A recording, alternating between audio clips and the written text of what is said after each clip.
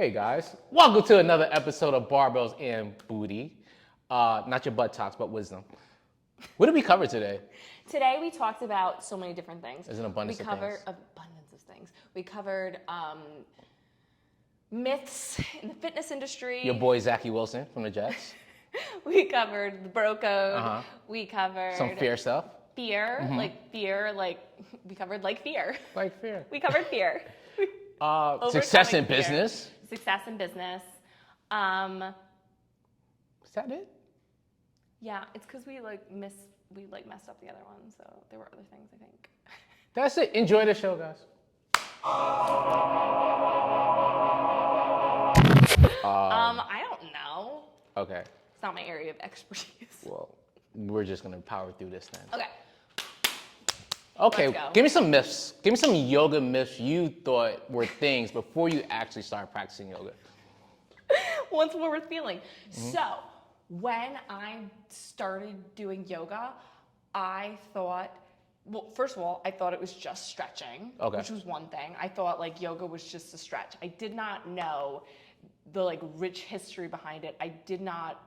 Well, a lot of people still will practice yoga and they don't understand that it's a whole spiritual thing, that there's a whole spiritual aspect to it.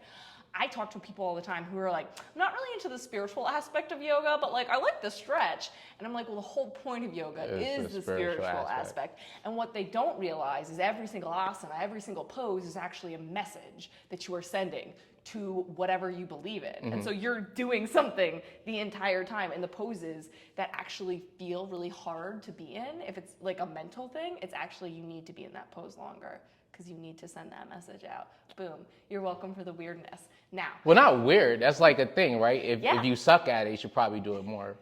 100%. People will want to get out of it. They'll want to scream. They'll want to be like, oh. Well, people like easy. People they don't like struggle. Love easy. They do not like to struggle. Struggle is where we find an improvement. Resistance. People the path of least resistance is the one people are going to go down. So there's that. You have to, that handstands and headstands, that's where you should want to go. That's where you should want to be. Those advanced postures. But that's not, again, it comes back to the whole idea of yoga. Oh, what is that phrase? Yoga is the journey of the self, through the self, to the self. You're trying. Yoga is that on is a t-shirt? Journey. I have, so when I taught these little babies that's at almost daycare, like live, love, laugh. No. It's close, but go. No. So the teachers at the daycare got me this, and it said that, and it was all the pictures of me teaching the little babies yoga. Oh, kids. Watching a child connect to their breath and learn how to regulate their own emotions by using their breath is one of the most powerful things I've ever seen. And the fact that I've done that for anybody, I'm killing it. You know my thoughts on kids, generally. Yeah, I know your thoughts on kids, but I'm saying, they get it. They get that that's yoga. Yet a grown-up. Well, I mean, it makes sense because they don't have any preconceived things going into the practice. 100%. But watching, grown-ups, adults still don't understand that you don't have to react every time someone says something. You can control yourself. And if we did what? Took a breath, took a moment and recognized that we don't have to attach, first of all, you don't have to attach an emotion to a thought or a feeling. You can just see it, feel it. But some people call that being a sociopath. What? Not attaching feelings. No. If someone pisses you off. Yeah, I get what you mean. You know what I mean? That's what I'm talking about. You don't have to be like, you. So yoga. So not having that spiritual connection to it. Yeah, so that it just builds you into a better human being. Okay. You know what I mean? Okay. And so, so that's, I don't know how many I just covered there. 1,000. 1,000, we'll call it. You're welcome. Okay, we got some in there. What are the biggest myths that you believed in before you started lifting? What did you think was going to happen when you started lifting? Well, all right, so I started lifting at 13. So we'll say before I became a trainer as a professional. Before you became a trainer, we'll say, yes. How much cardio actually does not impact your body transformation? Got you. The thought was, you burn calories, you're burning fat, which fat doesn't burn, it oxidizes. So you technically breathe it out, you can't burn it out. You do all these things, you get lean and ripped and all that other fun shit. So when I was at my leanest, when I was all sad and Abby and veiny and whatnot, and like sadly at 185 pounds, I didn't do any cardio. Like you just lifted heavy shit. Yeah, because I wasn't prepping for the show, right? Yeah. So I just wanted to get as lean as I could possibly. If I was prepping for a show, that's different, but that represents like 0.5% of people. If you're a regular or a normie, you really don't need cardio for body transformation. Yes. Is it good for healthy heart and all other functions respiratory? Obviously. Yes. But in terms of like, I want to change my body, cardio is wildly unnecessary. It's not the way. It's the food. It's the diet. It's always the diet. And lifting heavy shit. Well, you just want to lift heavy shit, but it is the diet. If you want to see your abs, especially diet. You have to, right? Unless you're blessed and you have good genetics. Genetics is a thing too, right? Genetics is a thing, and some people just have better ab development or more disposed to getting abs than other guys are. A friend was talking to me because I put a picture on Instagram and you could see my hourglass figure, and she was just like, "Oh, your waist is snatched. If I could have that," and I was like, "Baby." I was like, that's genetic. My tiny waist is genetic. But it's a thing, right? So, and listen, you and your sister are long torso people, right? My torso is 7 inches longer than my legs. That feels weird, wildly unproportionate. It is. Your legs should be about 1/2 foot longer than your torso. I worked for a tailor. Okay. She used to laugh at me all the time. That's why I wear high-waisted things, so you can't tell. I got a very long fucking torso. Yeah, and me as a person who's a long leg guy, short torso guy, if you're that kind of body type, is going to be a harder thing just to have abs develop. It's just see the abs because you're usually going to have more fat content in the midsection. So, genetics is a thing. Genetics also is a thing that the longer you train and the more you become aware of stuff, you realize, genetics is a thing. 100%. Never an excuse, but 100% a reason. So, like, the thing, I always found annoying on the social medias is, the person who's like super ripped, personal trainer. It's cool that they're super ripped. They work hard, all that stuff. But what they do in the gym doesn't give them the body that they have. And then they try to get their clients to do the same thing they do, and the results aren't there. Yeah. Genetics is a thing, but that doesn't mean they're educated behind what they do. Yeah. How do you feel about people charging people with like cookie cutter programs that aren't made for every single person's body? How do you feel about those in general? So when I was a younger trainer, it used to annoy the hell out of me, right? Like, these dudes are trash and they're taking advantage, blah, blah, blah, which I still kind of think that, but the longer you get into it, I think there's enough information out there where the consumer just has to be a smarter consumer. Like anything else you do your due diligence with. Yeah. A trainer should also be that. Especially if it's your body. Yeah. You should pay more attention to what goes into your body, what you do with your body, than like this car or, this purse or these shoes. Yeah. So I think like anything else, there's always gonna be snake oil salesmen, right? There's always gonna be people, telling you bullshit. So you have to be a smart consumer, and it's not that it's easy, but you can always do your due diligence when you see a trainer, reach out to clients, whatever, get some opinions of what they do and get some background. Because I would say for myself, because I was taking your classes and doing your different programs, and then they like worked and like things got done, but then when I started doing like you personally writing my program for my specific body, that's when I saw the biggest shift in my body. That's when I saw the biggest change. It's because I was like, hey, I want to do this, and you were like, hey, do this. Yeah. Or like my quads, I was looking at them the other day because they've gotten like huge, and I'm like, why? And then I'm looking at all the things that you're making me do, and I'm like, oh, it's all quad focused because I hurt my knee. So you were like, build your quads, dummy. Yeah.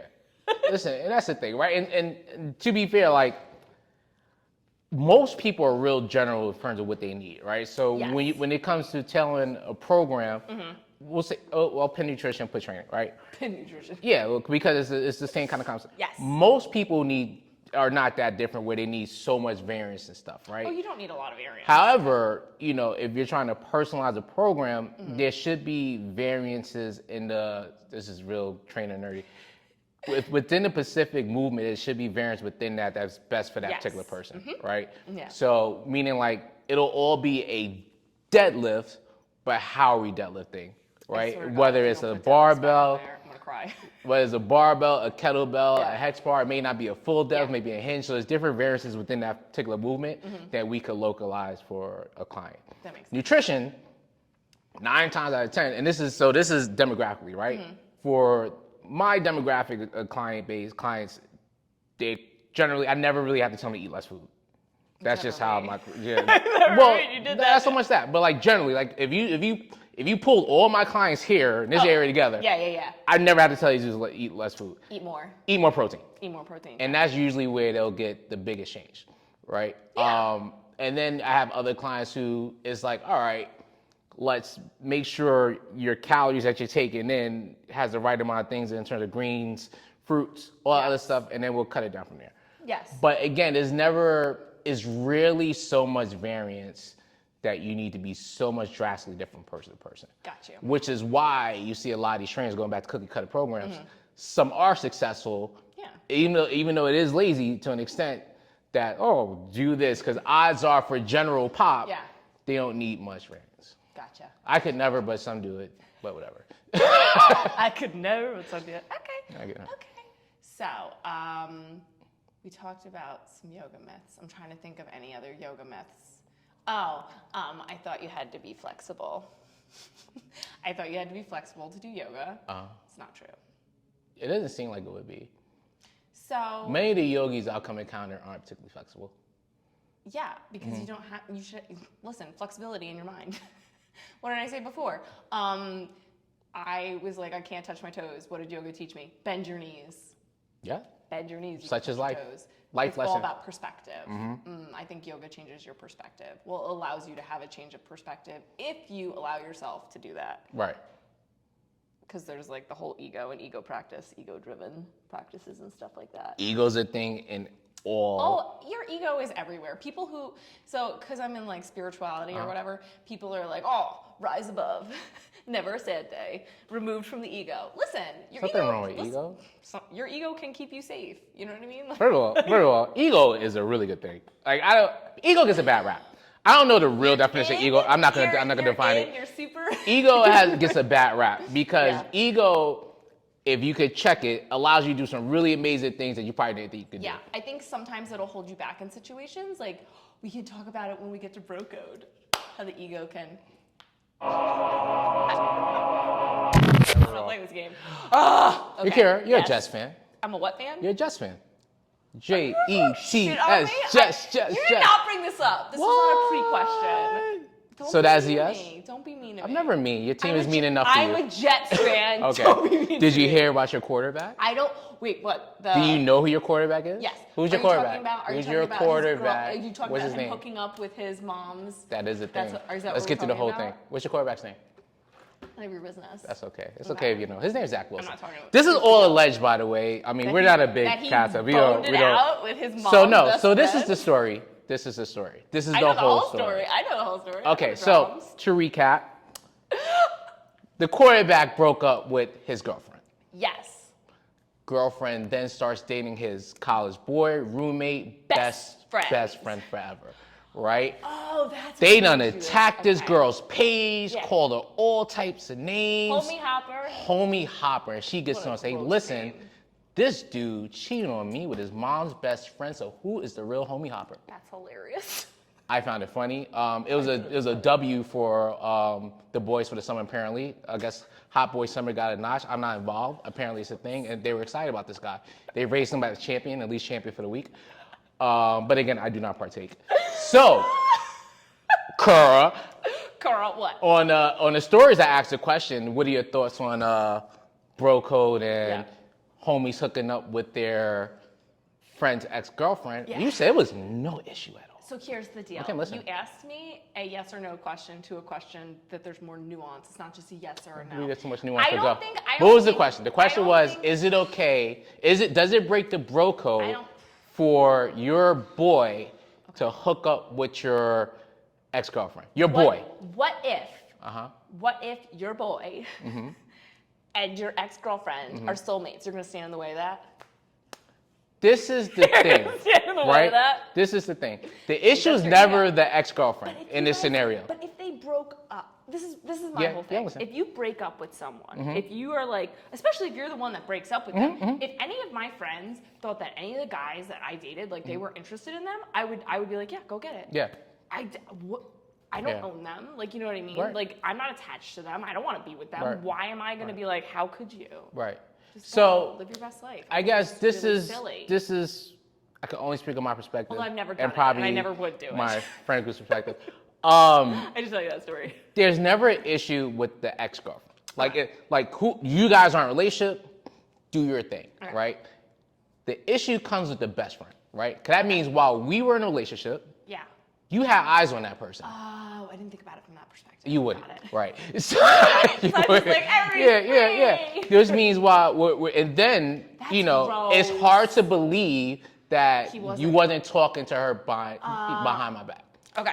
It's hard to believe that. It may be true. It may be a scenario where, it just happened, blah, blah, blah, blah, blah. Yeah. But it's hard to believe these things.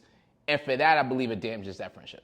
It's hard for me to be boys with somebody who hooks up with an ex. And it doesn't mean you still have feelings for the ex, right? It's the fact of the matter thing. So and it's always fact of the like matter. a trust thing. Well, here's the thing. I think I don't think that they should just do that. I think that they should tell their friend, be like, I'm interested in so-and-so. How do you feel about that? Like, have a conversation, be a grown-up. That's what I think. Okay. And if your friend is like, would you feel different if your friend like approached you beforehand and was like, hey, I'm actually interested in this person, are you still interested? Wait, as I'm dating her? No, after.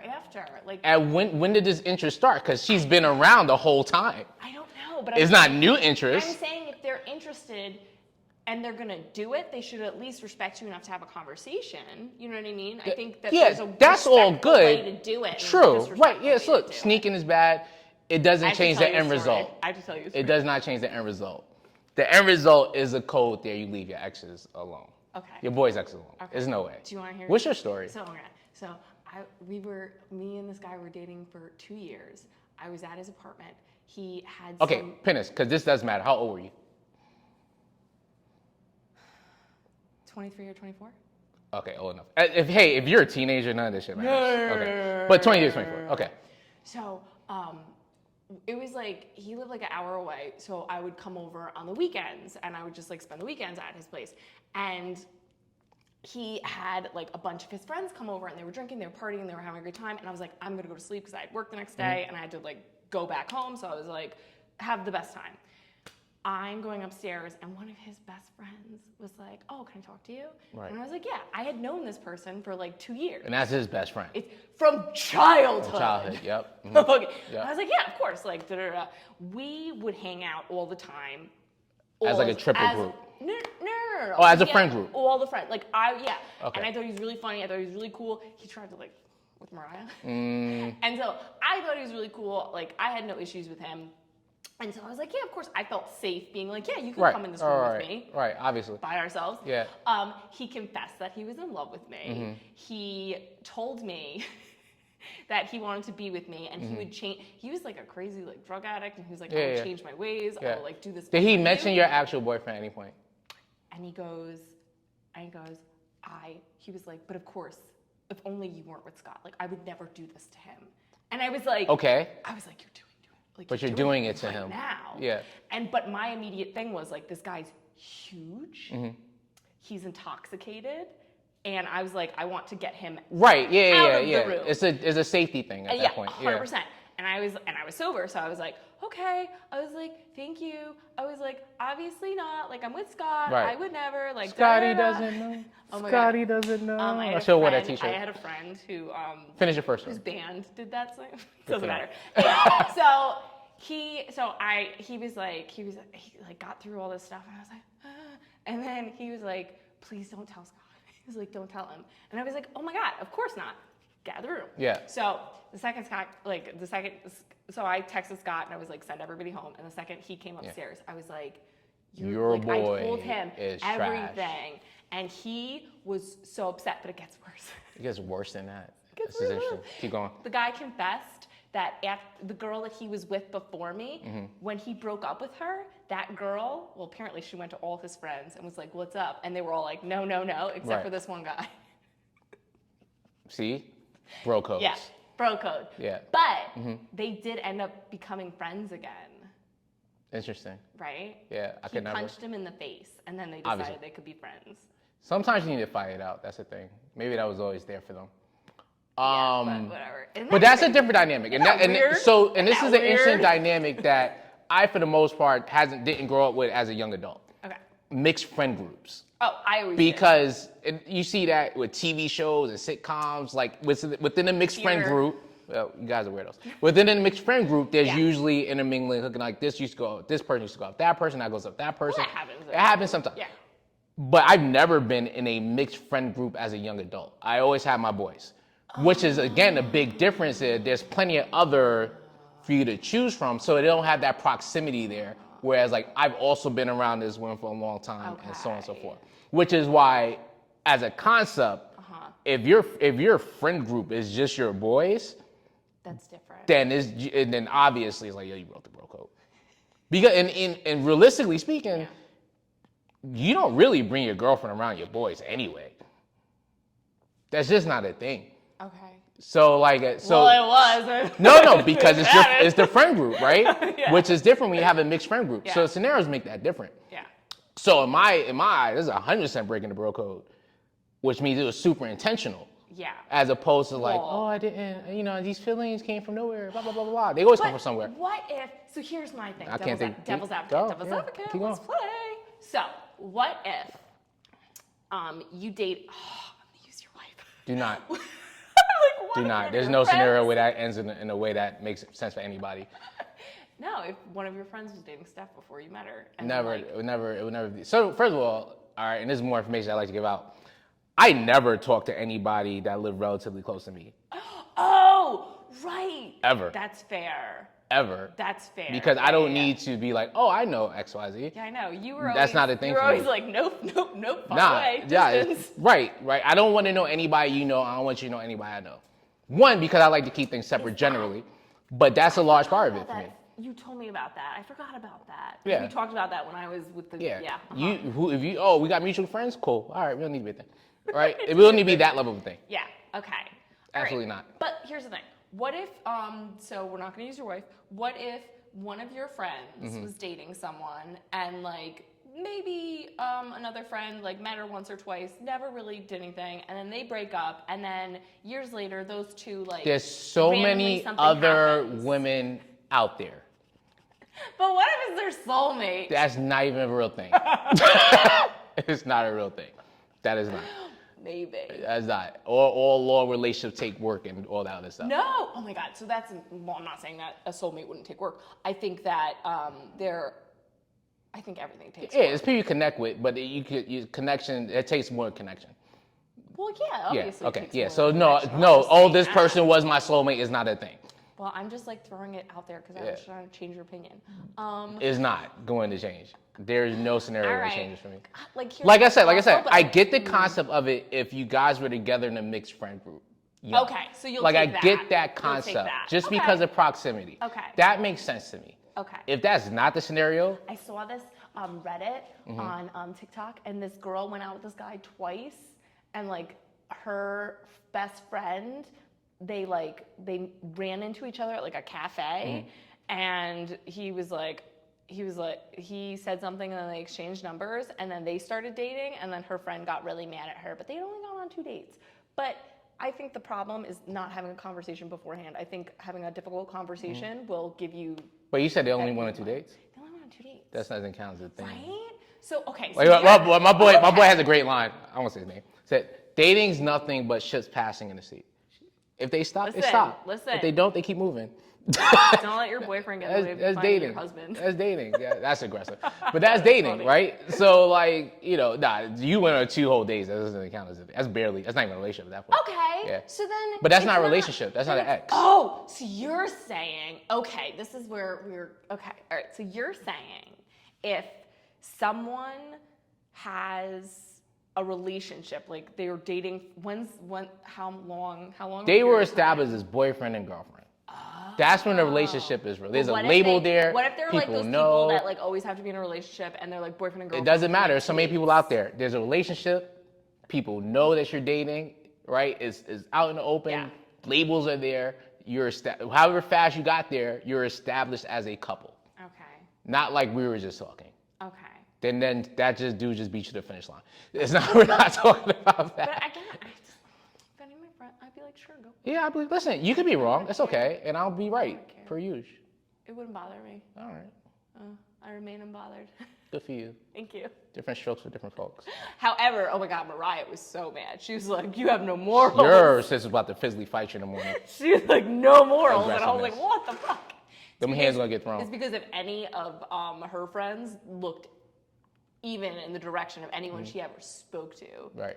I said the guy she was talking to was good looking, and I was surprised. And she was like, I'm sorry. "Oh, fuck yourself." You're surprised that she was good looking? That he was good. Oh yeah, I was surprised he was good looking. Yeah. That's offensive. We're not gonna dive into that. You know what? I need to get boxing gloves for this young, but just for you two guys. Not even boxing gloves. Those little. So you just punch each other? Yeah, you guys need to duke it out. And that we don't want. Any fears in your yoga, fitness that you had to? There or life?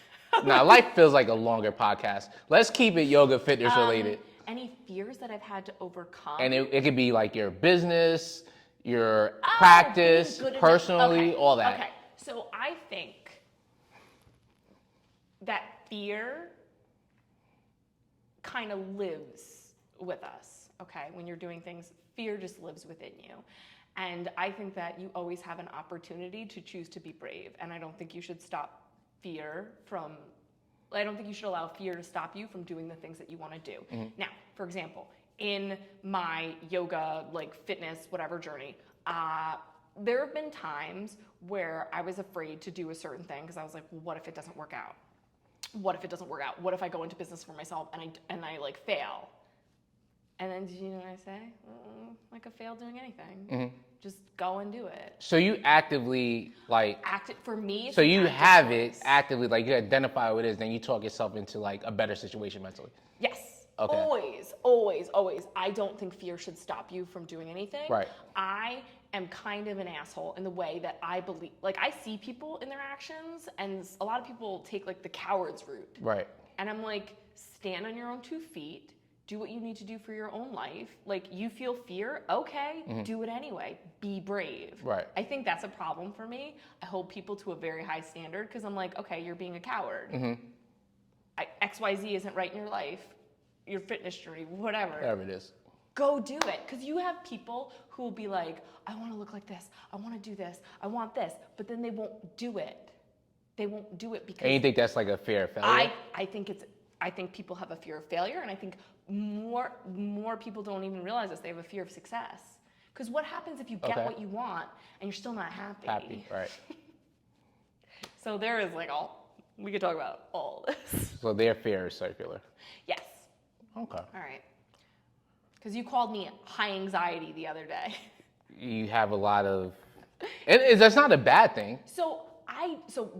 Since I was little, I had a lot of anxiety. I used to have panic attacks every single day. So you acted like I was wrong when I said it. Because I no, but I'm surprised that you noticed it because I've gotten my anxiety. Everything. I've gotten my anxiety pretty well under control. Like I think like meditation and yoga really changed who I am, and I don't react from an anxious place anymore. If I feel those things coming up, I know what I need to do to switch it. Right. So for me, fear lives within me, and that might be anxiety. That might be the anxiety thing. I don't know. But what I do know is I made active choices to change that. So for you, how you overcame fear more so is knowing what steps you need to do to be successful when that comes up. Not necessarily even knowing the steps, because you don't need to know the steps. You just need to take the first step. Mm-hmm. And go from there. What's the worst thing that could happen? Right. True. It's very true thing. But then there are people who are like, this, that, and that. And then they stop. They just stop. And for me, like, I feel bad. But in my brain, I'm just like, you're a coward. And I don't know how else. I feel really bad thinking about that. Because if somebody ever said that to me, I would never say to someone's face, like, you're a coward. But, like, would I have those thoughts? Yeah. Probably. Okay. Like, I know so many people who want to do things that they aren't doing because they're being a coward. Right. And I'm just like... Just do the thing. Just fucking do it already. Just jump. I don't want to hear about it. Mm-hmm. Go and do it. But also, I think COVID, like, did 2020 not teach people anything?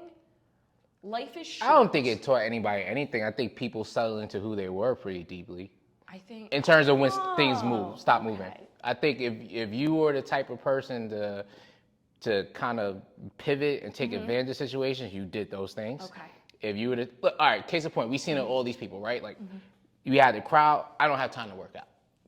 I don't have time to get in shape. My life is so busy. I got in shape during And COVID. a lot of people got bigger. Now, you can associate with it be depression or other things. Those are things as well. But for the most There's part, a lot of stuff. But it was a lot of things. But for the most part, you know know, what's happening. that wasn't the reason why you couldn't do X, Y, Z. You didn't want to. No.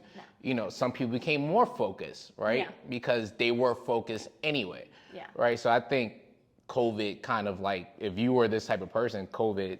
And when I say COVID, meaning like the stoppages of everything, 2020. just exemplified it. That's it. I think for They amplified it. Yeah. I think that's the right word. They amplified. Amplified, not exemplified. Don't play football, kids. If you do, don't play till 29.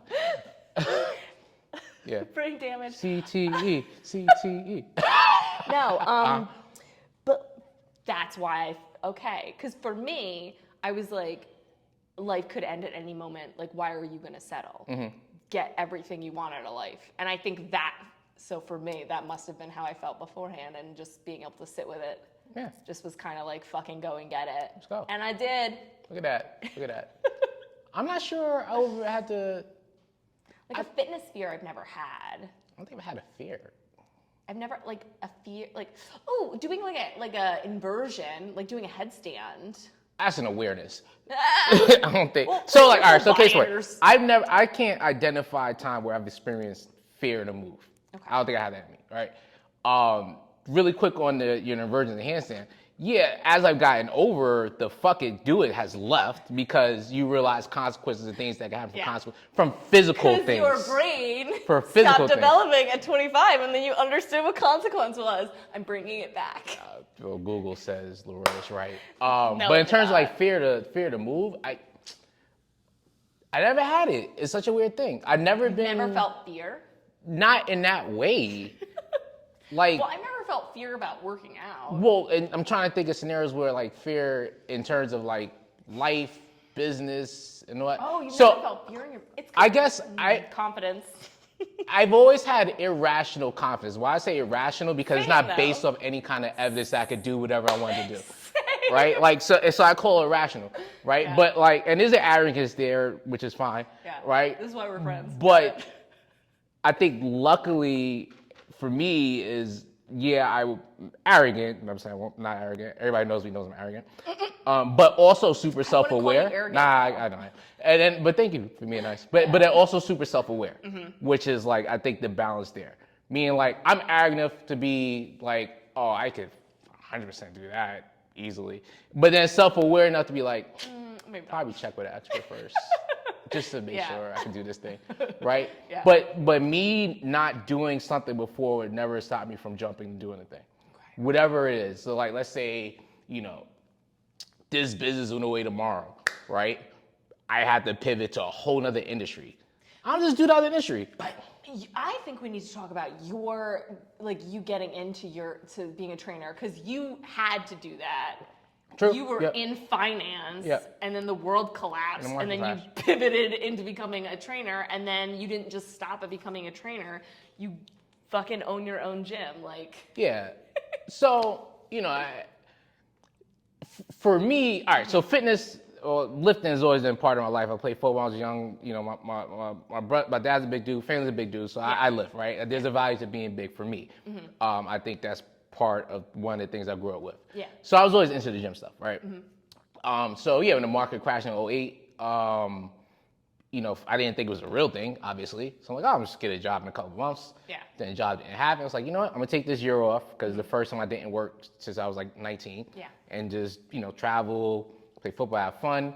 And I kind of always knew I had this as a fallback, personal training, because one, I wasn't like lean, crazy ripped, but I looked like I lifted weights. Yeah. Right? And my boy is a trainer in the gym. So I knew I had it in, right? Because I say all the time, it's not about who you know, it's who knows you. There you go. So, I started in a commercial gym, and then, I started to learn. Wherever I was, I always wanted to progress in that thing. Got it. Like, even before, whatever job I had, it was like, all right, how do I do this next thing? How do I become supervisor? How do I become manager?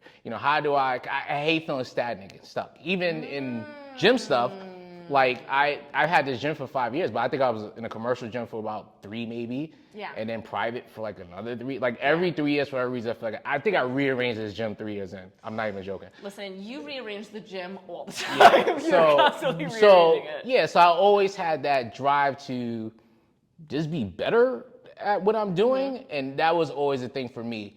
So whatever I was gonna. Why did you want to be better at what you were doing though? Generally, Yeah. To make more money initially, right? Because financial's the thing, right? Because I grew up in a situation that was my situation, and you needed resources to acquire things, right? I needed to work, right? So it's like, all right, if I want to make money, right, I need to be better at my job, Gotcha. right? And then then as you do these things more consistently, you realize the value of just getting better. Yeah, 100%. So I guess I always looked at these things as opportunities, which is why I probably never had a fear not to do a thing. Got it. One, because I didn't have an option. And when you don't have options, you can't have fear. Yeah. Right? And then 2, it's like, you always looking for the next thing, you always want to improve. There's nothing, I think also people are weird about being financially motivated. Like sometimes people think that's a bad thing, and I think there's nothing wrong with having finances. Life isn't a charity. I mean, you can't. I don't think there's anything wrong about being financially motivated. I mean, I find that a lot in my industry. People are fucking weird about it. And I'm like, you can want to be spiritual and like go on a quest of enlightenment and still have money. I like nice things. I think that's a fitness thing too. You see, like, you don't see trainers or a fitness professional talk about revenue, money, and all that other stuff, right? I think mainly because it's looked at as a service, which is why they may not feel comfortable talking about these things, because it is a service at the end of the day. As much as it is my whole life, it's a service, right? Which most service industries, you don't really. Yeah, but people who make, because I get this a lot. Your pricing and how much you charge. There are people who will like just undercharge the shit out of their services. Like they feel some sort of guilt for what they're doing, even though they're providing a service. Now, I always say your value is whatever you think your value. That's not true. You could attach whatever monetary number to your value as you want because it's you. Yeah. Now, that person has a right not to pay that much. Yeah. Or the person's like, oh, this is not a lot, right? So, in terms of just attaching your value is what you think you're worth, start there, right? And if it's a business thing, it's like, all right, what is the relative number of my service in an area? That's amazing. I look at it and I go higher.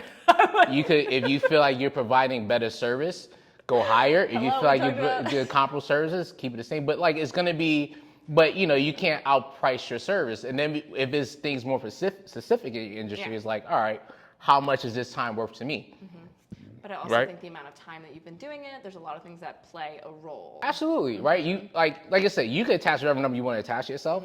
Now, does that person see value in it? Yeah.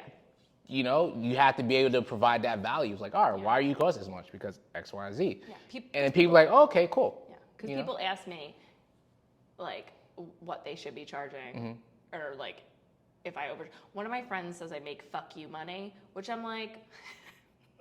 I just think constantly fuck you money. I don't think they have that. I just think that I charge what I'm worth. Yeah. You know what I mean? And so it's interesting to me to see people who are, I was going to say self-sufficient, but who are self-employed, like the number they put on themselves. It's very interesting to me because so many people I think could be charging a lot more that aren't because they are afraid people won't pay them that. Right, and you have to get over your fear. Like and it comes with the confidence in knowing that you're good at what you do. Yeah. Right, because and that's why, like, if you discount your service too many times, people will stop valuing your service. Ooh. Yeah. I could drop gems if I wanted to drop gems. I could put shit on a t-shirt. I got a bunch of these. But actually, right? Like if you continue to discount, you lose your value, right? And if your value is just your price, then how good are you really? That was like golden nugget. I loved it. I got them. So one, know your worth. Be worthy. One, right? Meaning, of course. So once you establish you're good at what you do, right? Then it's like, all right, I'm good at what I do. I know what I provide. Like here, I never say I charge for workouts. I'm charging results. Like you're paying for results. That's what you're paying for. You get a workout anywhere. You get a strength training, a bunch of places. You can't get results everywhere. Nope. And that's what you come in here. That's what you pay for is results. You know, and then also me, I'm dope. No, I'm joking. But at the end of the day, it's the results because that's the point. Well, the best results I've ever business. gotten was from Appreciate that from you, and I've had 2 other long-term personal trainers, and the best results came. Listen, and if I was running like a bakery shop, like yo, this is the best cake I've ever eaten. That's what you're paying for. Yeah. You're not paying just to get a fucking cake. Get 100%. Cakes plenty of places. You're paying like, oh, this cake is what amazing. Does that person bring to it? Right. And that's the value. And never be afraid for knowing never be fearful for charging your worth. So, do you think so? If we tie this all together with a nice little bow. Yeah, bow it up. Do you think that if people know their worth, they'll be less afraid, or not, or they won't let fear stop them if they know their worth? Do you think knowing your worth comes into it? I think maybe you just made a huge thing in my brain. Knowing your worth is a thing. I think more importantly is being valuable, which I think there's a disproportionate amount of people who believe that they are actually or not. But that's not what I'm saying. Yeah. What I'm saying is, do you think that people don't value themselves and that's why they allow fear to hold them back? And if they valued themselves and they truly saw who they were and what they could do, they would push themselves forward? Not necessarily be successful, but like not let fear stop them. I guess so, like but that. Like it's in my brain like that now. True, I get. Well, to a certain extent, it's like, all right. I'll use me as an example, which is horrible to do, but I'm gonna do it anyway. It's not. Meaning like using yourself as an example as opposed to like generalities, right? Whatever the thing is, I'd probably feel I'll be successful in the thing. Yeah. Whatever the thing is. Yeah. This is based off of nothing inside saying that, hey, there's no evidence saying that I should be able to do this thing other than I think I'm all right. I think I'll figure it out. I think I'll do it. Right? Yeah. Right. But that mindset is a wild mindset to have, generally speaking, because there's a jump that you have to do there and figuring out late, like if you're a planner, you're not going to do something like that. You need to know, it's like, hey, if I do this, this needs to be right, this needs to be right, this needs to be right, before I can move these things after you think. So. No, I'm just saying, like, generally speaking, right? So I think personality has a lot to do with it, too. Yeah. And then I think, you know, it's a reason why it isn't an abundance of people who are super successful or successful. I think more people. I think it's okay being a minority of people who are talented enough to make a jump and be successful in that jump. I think there's a real discount in talent. Okay. I think mindset is a thing 100%, right? And when you combine mindset, hard work, talent, skill, those things keep you successful. Gotcha. But it's a whole equation thing. You can have a great mindset. If you don't have any skill, what are we doing? You can have a great positive attitude, right? If you don't work hard, what are we doing? Right? You need to hit A and B to get to C. You need all these things. So I think it's something to what you're saying, which is a real thing. But I think it's a combination of a lot of things that provide success. I think I just blew my own mind, and I'm just like gonna wrap that in there. Revel in it. It's okay. Love it. I love it when I do that. Good job. Thank you. Hopefully at some point, Apple TV. Hey everybody! Don't forget to follow us on Instagram, YouTube, Spotify. Like, follow, subscribe. Give us how many star review? 5 stars. 5 stars. If you give us 4 stars, I'm gonna assume you're a hater. I'm gonna assume that you're not a friend at all. Peace out. A fake friend. Fake friend. Frenemy. There you go.